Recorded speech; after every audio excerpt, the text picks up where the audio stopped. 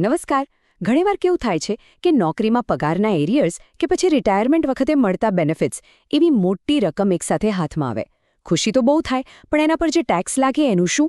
બસ આ જ વાતને આપણે આજે સરળ ભાષામાં સમજીશું કે આવી મોટી આવક પર ટેક્સનો બોજ કેવી રીતે ઓછો કરી શકાય.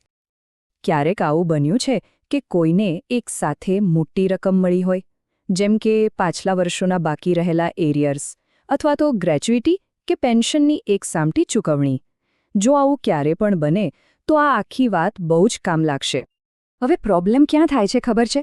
જ્યારે આવી કોઈ મોટી રકમ એકસાથે ખાતામાં આવે તો એ વર્ષની કુલ આવક અચાનક વધી જાય છે અને એના લીધે શું થાય? આપણે સીધા ઊંચા ટેક્સ બ્રેકેટમાં પહોંચી જઈએ.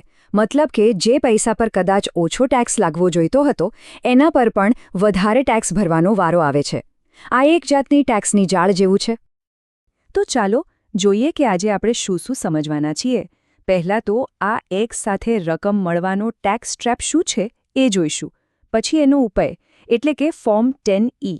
રાહત કયા કયા કિસ્સામાં મળે છે, ફોર્મ ભરતી વખતે કઈ ભૂલોથી બચવું, અને છેલ્લે આખી વાતનો સાર શું છે. તો સવાલ એ છે કે આ વધારાના ટેક્સના બોજમાંથી બચવાનો કોઈ રસ્તો છે? જી હા, બિલકુલ છે. અને એનો જવાબ આપણા ઇન્કમ ટેક્સ કાયદામાં જ છે. આ ઉપાયનું નામ છે ફોર્મ 10E. જો ઇન્કમ ટેક્સ કાયદામાં એક ખાસ કલમ છે, સેક્શન 89(1). એ શું કહે છે? એ કહે છે કે ભલે તમને પૈસા અત્યારે મળ્યા હોય, પણ એ કમાણી તો પાછલા વર્ષોની છે, તો ટેક્સ પણ એ જ રીતે ગણાવવો જોઈએ જાણે કે એ પૈસા તમને જે તે વર્ષમાં જ મળ્યા હોય. આનાથી બહુ મોટો ફાયદો થાય છે, અને બસ આ જ ફાયદો લેવા માટે જે ફોર્મ ભરવાનું હોય છે એનું નામ છે ફોર્મ 10E. ચાલો હવે આપણે એવા 4 મુખ્ય કિસ્સાઓ જોઈએ જ્યાં ફોર્મ 10E ખરેખર ટેક્સ બચાવવામાં મદદ કરી શકે છે. એક પછી એક સમજીએ. પહેલો અને સૌથી કોમન કેસ, પગારનું એરિયર. મતલબ કે પાછલા વર્ષોનો જે બાકી પગાર હોય એ જ્યારે એકસાથે મળે. આની પ્રોસેસ બહુ સિમ્પલ છે. ઇન્કમ ટેક્સ પોર્ટલ પર લોગિન કરો.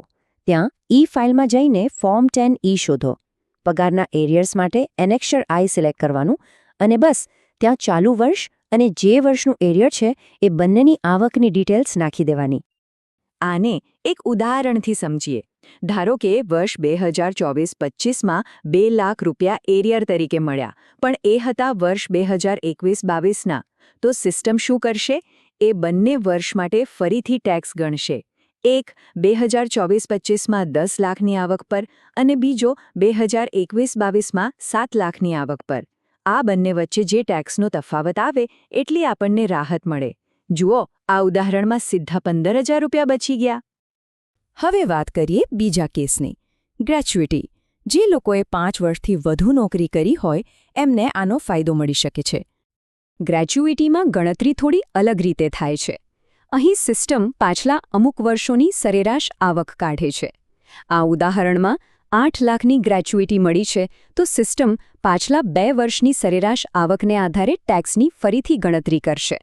આ માટે એનેક્સ 2 અથવા II ભરવાનું હોય છે. અને જુઓ, આનાથી લગભગ 22,000 રૂપિયાનો ટેક્સ બચી શકે છે. ત્રીજો કેસ છે પેન્શનનું રૂપાંતરણ, એટલે કે કમ્યુટેશન ઓફ પેન્શન. આમાં શું હોય કે પેન્શનનો અમુક ભાગ એકસાથે લઈ લેવામાં આવે. આ કેસમાં એનેક્સર 3 વપરાય છે અને સિસ્ટમ પાછલા 3 વર્ષની આવકની સરેરાશ કાઢે છે. જેમ કે અહીં 6 લાખ રૂપિયા એકસાથે મળ્યા તો પાછલા 3 વર્ષની એવરેજ ઇન્કમના આધારે ટેક્સ ગણાશે. અને પરિણામ લગભગ 18,000 રૂપિયાની ટેક્સ રાહત. અને હવે ચોથો અને છેલ્લો કેસ, નોકરી છૂટી જાય ત્યારે જે વળતર મળે એના પર. અહીં પણ ગણતરી પાછલા 3 વર્ષની સરેરાશ આવક પર જ થાય છે.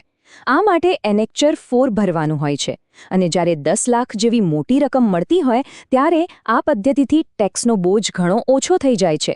આ કિસ્સામાં જુઓ, લગભગ 30,000 રૂપિયાની સીધી બચત. ફોર્મ 10Eના ફાયદા તો ઘણા છે, પણ એને ભરતી વખતે કેટલીક સામાન્ય ભૂલો પણ લોકો કરી બેસે છે. તો ચાલો ફટાફટ જોઈ લઈએ કે કઈ ભૂલો ટાળવી જોઈએ જેથી આપણો દાવો રિજેક્ટ ન થાય.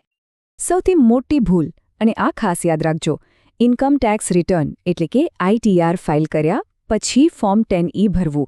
આ બિલકુલ ન ચાલે. નિયમ એ છે કે ફોર્મ 10E હંમેશા ITR ફાઇલ કરતાં પહેલાં ભરવું પડે છે, નહીંતર રાહતનો દાવો કેન્સલ થઈ શકે છે. આ સિવાય એરિયર કયા વર્ષનો છે એ સાચું નાખવું અને એના પુરાવા જેમ કે સેલરી સ્લીપ સાચવી રાખવા પણ એટલા જ જરૂરી છે. તો આ આખી ચર્ચાનો સાર શું છે? આમાંથી મુખ્ય કઈ વાત યાદ રાખવાની છે? આ એક વાક્યમાં આખી વાત આવી જાય છે. ફોર્મ 10E શું સુનિશ્ચિત કરે છે કે ટેક્સ એ વાત પર લાગે કે પૈસા ક્યારે કમાયા હતા, એ વાત પર નહીં કે પૈસા હાથમાં ક્યારે આવ્યા. આ જ તો સાચો ન્યાય છે. આનાથી કોઈના પર ખોટો ટેક્સનો બોજ નથી આવતો. અને છેલ્લે એક સવાલ સાથે આ વાત પૂરી કરીએ. શું આપણું ટેક્સ ફાઇલિંગ આપણી કમાણીને ખરેખર યોગ્ય રીતે દર્શાવે છે? જ્યારે આવી મોટી રકમ મળે ને ત્યારે ફોર્મ 10E જેવી જાણકારી જ એ સુનિશ્ચિત કરે છે કે જવાબ હા હોય અને આપણી મહેનતની કમાણી પર સાચો ટેક્સ લાગે.